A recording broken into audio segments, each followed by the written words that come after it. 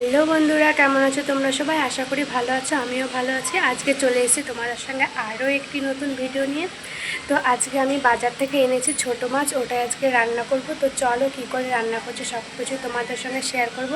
আর আমার মা আছে নিচে, মাছগুলো ধুয়ে দিচ্ছে। তো চলো সেখানে যাচ্ছি, তোমাদেরকেও দেখাই।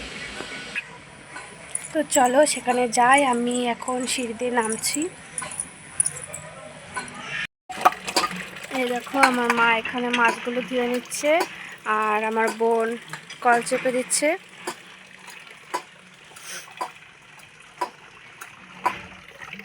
এই মাছগুলো বাজার থেকে নিয়ে এসেছি। যা মাছ এনেছি আমার বোনের হবে না, তাই আমাকে বলছে যে আর কটা মাছ নিয়ে আসতে। জানিস না আমি ছোটো মাছ ভালো খাই, আমার ফেভারিট মাছ এটা। বড় মাছের থেকে ছোটো মাছ বেশি খায়, ভালো খায়। মাছগুলো আস্তে আস্তে ধুয়ে তুলছে আমার মা।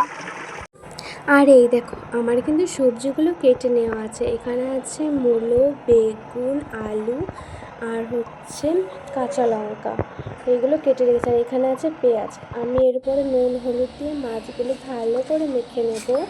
মেখে নেওয়ার পর আমি কিন্তু কড়াইতে তেল বসিয়ে দিয়েছি। তেলটা গরম হয়ে যাওয়ার পরে আমি মাছগুলো দিয়ে দেবো।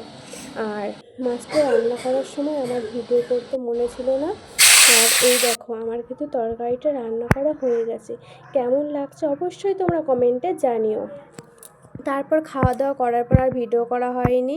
আর এদিকে বিকেলবেলা আমি সিঁড়িটা ঝাড় দিয়ে নিচ্ছি, মানে ঘরটাও ঝাড় দিচ্ছি, এদিকে সিঁড়িটাও ঝাড় দিয়ে নিচ্ছি। মানে বারবার ওঠানামা হয় তো বালিগুলো চলে আসার। এইদিকে দেখলে আকাশটা কত সুন্দর লাগছিল। আর এদিকে আমার ঝাড় দেওয়া হয়ে যাওয়ার পরে এদিকে আমি নিচটাও খুব ভালো করে ঝাড় দিয়ে নিচ্ছি।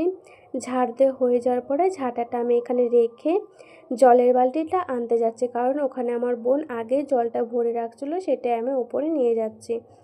দেখতেই পাচ্ছ আমি সিঁড়ি দিয়ে যাচ্ছি, জলটা ওপরে নিয়ে জলটা রেখে এসে আমি আবার নিচে চলে আসবো, কারণ নিচে একটু কাজ আছে তার জন্য। এই দেখো আমি কিন্তু নিচে চলে এসেছি। আর এদিকে আমি সাইকেলটাও সিঁড়ির নিচে রেখে দিচ্ছি।